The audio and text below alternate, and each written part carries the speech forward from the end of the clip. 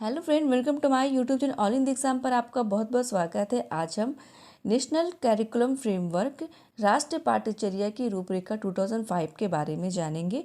तो यह क्या है और इसका निर्माण क्यों किया गया है। तो एनसीएफ 2005 का निर्माण, इसकी जो रूपरेखा है वो भारत के स्कूली शिक्षा कार्यक्रम के भीतर पाठ्यक्रम, पाठ्यपुस्तक और शिक्षण अभ्यासों को बनाने का दिशा निर्देश प्रदान करती यानी गाइडलाइन करती है। इसे बनाया गया था मानव संसाधन विकास मंत्रालय की पहल पर। प्रोफेसर यशपाल की अध्यक्षता में देश के चुने गए विद्वानों ने शिक्षा को नई राष्ट्रीय चुनौती के रूप में देखा और विद्वानों ने एनसीएफ 2005 का निर्माण किया और उनके कुछ सिद्धांत प्रस्तुत किए। तो चलिए आज हम उसे कुछ ऑब्जेक्टिव प्रश्नों को देखेंगे। यदि आप हमारे चैनल पर नए हैं तो लाइक एंड सब्सक्राइब जरूर करें, बेल आइकन जरूर प्रेस करें ताकि आने वाली सारी वीडियो की नोटिफिकेशन आपको मिलती रहे। यहाँ हम पहला प्रश्न देखेंगे, विद्यालय शिक्षा का नवीनतम राष्ट्र दस्तावेज है। तो विद्यालय शिक्षा का नवीनतम राष्ट्र दस्तावेज है एनसीएफ 2005। किस मंत्रालय की पहल पर एनसीएफ 2005 तैयार किया गया था। तो मानव संसाधन विकास मंत्रालय की पहल पर। किसकी अध्यक्षता में विद्वानों ने एनसीएफ तैयार किया। प्रोफेसर यशपाल की अध्यक्षता में एनसीएफ तैयार किया गया। एनसीएफ का मुख्य सूत्र क्या है। लर्निंग विदाउट बर्डन, बिना भार का अधिगम। एनसीएफ 2005 का प्रारंभ रविन्द्रनाथ टैगोर के किस निबंध से होता है।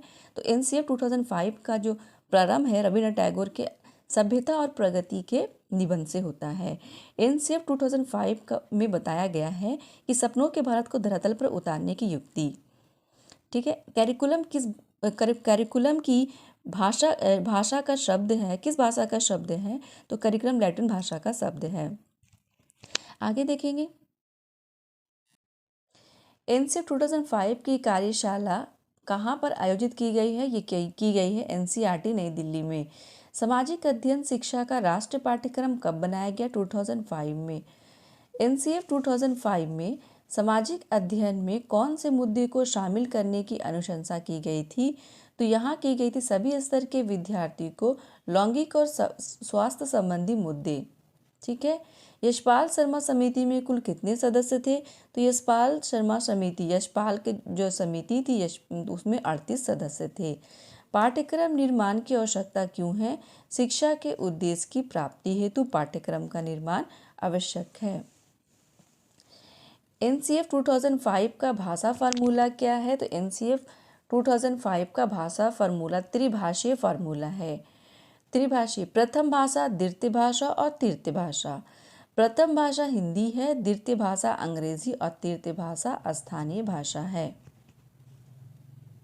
एनसीएफ 2005 में किन शिक्षण सूत्रों के अधिकतम प्रयोग का सुझाव दिया गया है। ज्ञात से अज्ञात की ओर और मूर्त से अमूर्त की ओर।